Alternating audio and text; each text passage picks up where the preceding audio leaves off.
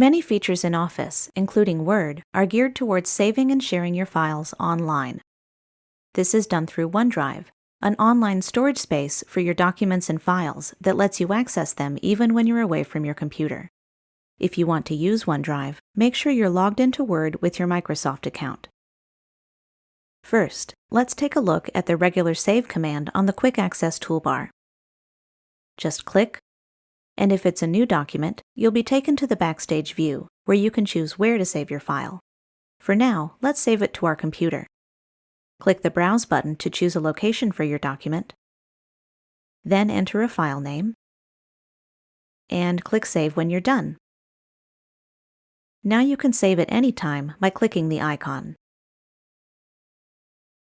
If you want to save a different version, maybe in a different location or with a different file name, you can go to Save As in the Backstage view and follow the same steps.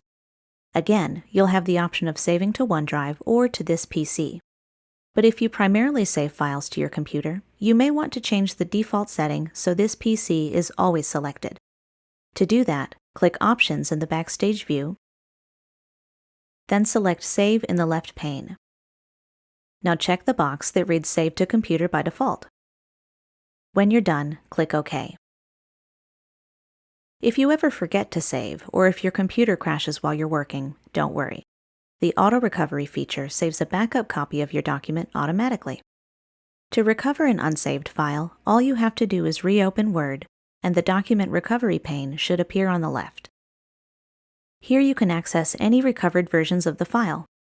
By default, Word auto-saves a backup copy every 10 minutes, so if you're working on something for less than 10 minutes, you may not be able to use this feature. You can also export your documents into an alternate file type by clicking Export in the Backstage view. Exporting as a PDF is a good choice if you need to send a document to someone who doesn't have Word. This format lets them view but not edit the document using a free program that anyone can download. Under Change File Type, you can access several other formats depending on what you need.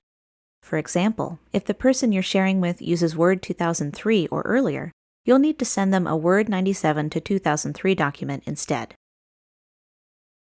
To share your document with others, click the Share button in the top right corner. Next, you'll have to upload your document to OneDrive, so click on the option associated with your account. Once it's uploaded, you can email an invitation for others to view or edit the file. There are more ways to share at the bottom of the window, like attaching your document to an email or getting a shareable link. If you have Office 365, you can use the AutoSave feature once you upload your document to OneDrive. Whenever you make a change, it will automatically save your file. However, if you want to disable this feature, click the button in the top left corner. Keep in mind that if you deactivate autosaving, you'll need to click the Save button every time you want to save.